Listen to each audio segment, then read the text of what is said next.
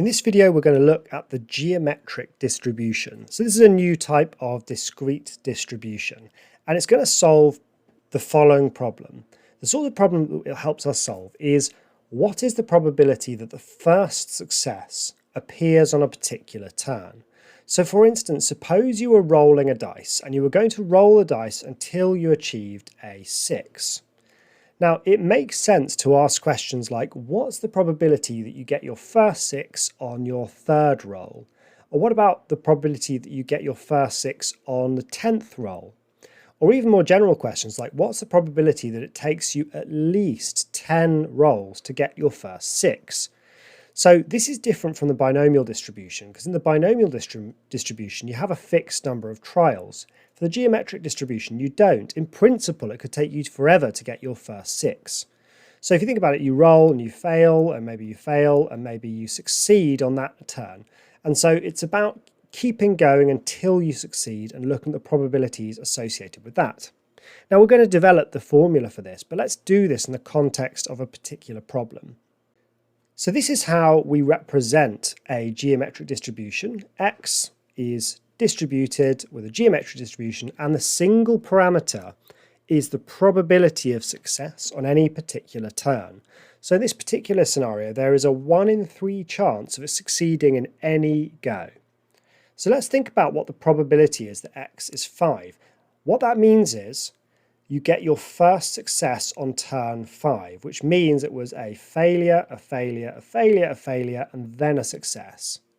So one of the assumptions for geometric distribution, by the way, is that the events are independent. So we can just multiply the probabilities up.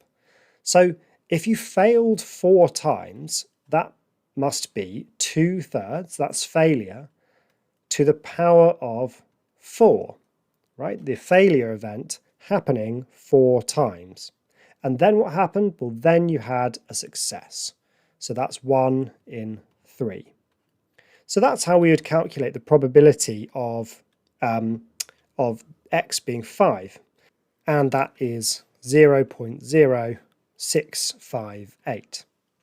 Now let's generalize this over here.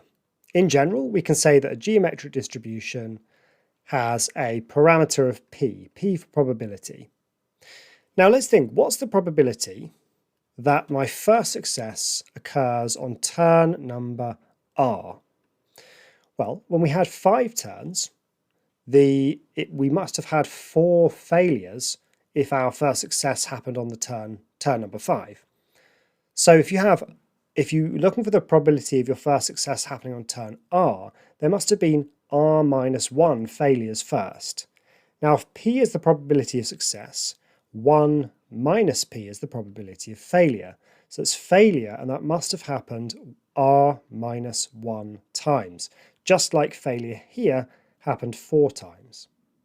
What followed? Well, that's when we got our first success, and that's where P goes.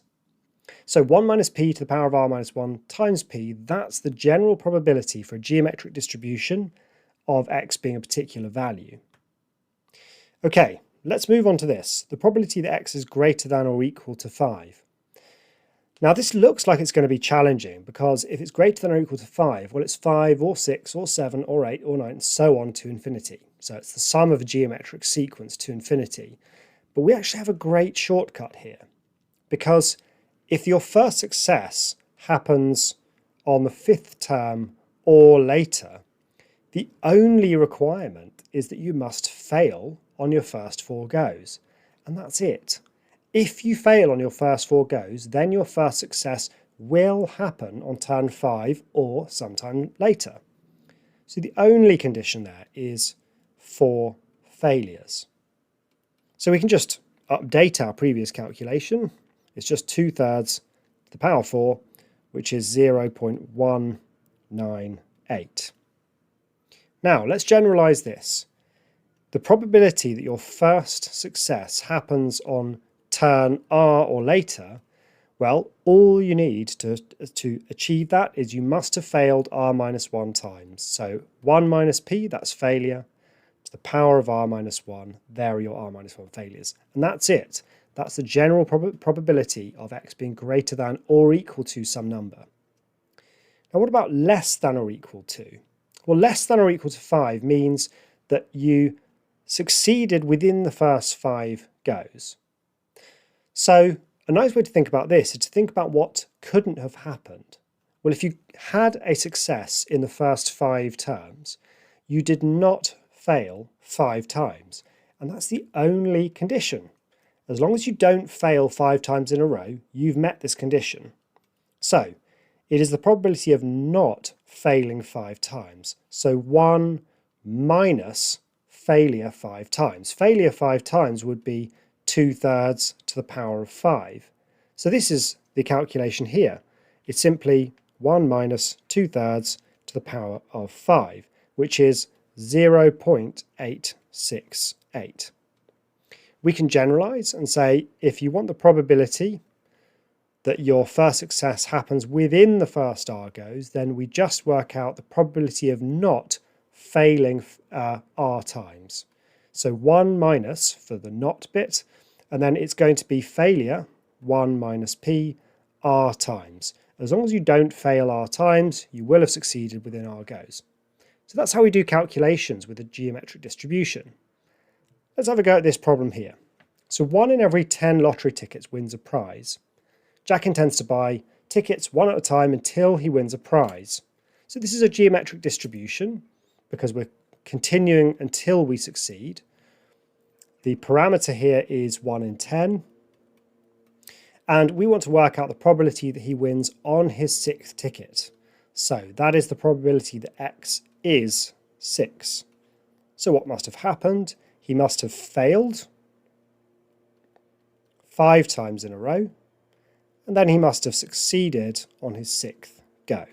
So we're just calculating 0.9 to the 5 times 0.1, and we get 0.0590. How about the probability of winning after his 6th ticket? So that's the probability that X is greater than 6. Now, we could actually reinterpret that as greater than or equal to 7. But if we're thinking about this as greater than 6, it means he must have failed on his first 6 attempts. Right? If we want the first success to occur after turn 6, it means he failed 6 times. So failure is 9 in 10, and that has just got to occur 6 times. So we just work out 0.9 to the power of 6, and we get 0.531, and that's the probability of him getting his first win after his 6th ticket. Okay, so that's the geometric distribution. It's quite a simple distribution really, but we're going to explore it in a little bit more detail in the next few videos.